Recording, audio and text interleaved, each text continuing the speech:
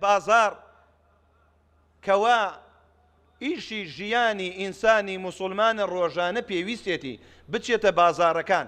ئایا ئەم بازارانە کە کاتێ ئێمە ئەچینە ناوی بەس بۆ نەزەرکردن بچینە ناوی، یان بەس بۆ پەیداکردنی حرام، یان بەس بۆ سوێنی درۆ وەالعیاذ بالله، خوای پەروەردگار بمان پارێزێ. چونکە کۆمەڵی خەڵکان هەیە وەڵڵاهی هیچ ئیشێکیان لە بازار نییە. بازار براکانم خۆشەویست نییە لای خوای پەروەردگار. با بزانین هیچ ئیشێکت نەبوو مەچۆ ناو بازارەوە، بزانین بازار جێی چییە. ئیلا ئەگەر زەرورەتێکت هەبوو ئەو جا بچۆ بازار، ئیشەکەتیش چەندێ بوو تەواوت کرد بگەڕێرەوە ماڵەکەی خۆت. بۆیە ئینسان ڕۆژانە پێویستی بە حاجاتی خۆی هەیە بچێتە بازار ئەو شتانە بێنێت.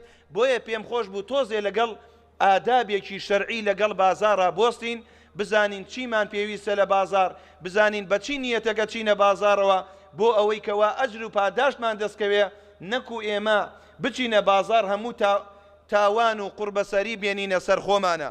بۆیە ئەوەیش وەکو کەسی موسڵمان بچینە بازار بۆ ئەوەی کە کاتێ لە بازار پارە پەیدا بکەین یان شتێک بێنینەوە خۆش گوزەرانی دنیا و قیامەتمانی تیا بێت.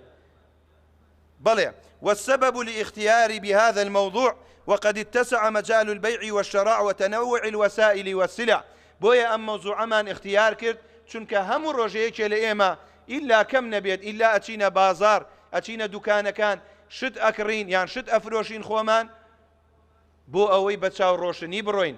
نیەتی تۆ چییە بۆ بازار؟ وەڵڵاهی نیەتت نەزەر بێ تاوانبارە بی، نیەتت غەل و غەش بێ وەڵڵاهی تاوانبارە بی، نیەتت خیانەت و قۆڵبڕینی خەڵکبی بێ وەڵڵاهی تاوانبارە بی. ئەی ئەگەر نیەتی باشمان هەبێت ئەجر و پاداشتمان لەسەر ئەو بازارە دەسەکەوێ. نیەتی باش بۆ جومعەی داهاتوو ئینشاء الله باسی ئەەکەین. نیەتت چی بێ ئەچیتە ئەو بازارە؟ نیەتت ئەوە بێکەوە ڕزقێکی حەڵال پەیاکەی ئەجر و پاداشت دەسەکەوێ. دوعایەک هەیە ئەیلەی لەو ئەو بازارە 100,000 حەسەنەت دەست ئەکەوێت کە کاتێ بەس ئەچیتە ناو بازارەوە. بۆیە ئەو بازارانە وای لێ هاتە خەڵکانێکی نەفام و نەزان ئەچێتە بازارەوە هیچ لە شەرعی پیرۆزان نازانێت. بۆیە سەیرەکەی لە باتی ئەجر و پاداشت و خێر و چاکە تاوانی دەسەکەوێ و خراپەکاری دەسەکەوێ. وەڵڵا خوای پەروەردگاریش عقوبەی ئەدا لە دنیا پێش قیامەت. وكثرة الجهل بحكم الشرع في ذلك. خەڵکی جاهلە لە بازارە حەڵال و حرام لێک ناداتەوە.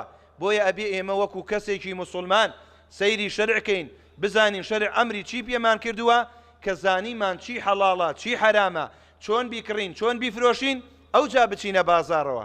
نەک لە خۆمانەوە نەزانین چونکە ڕەنگە تووشی زەرێکش بیت خۆت نازانی ئەو کڕینن و فرۆشتنە چییە.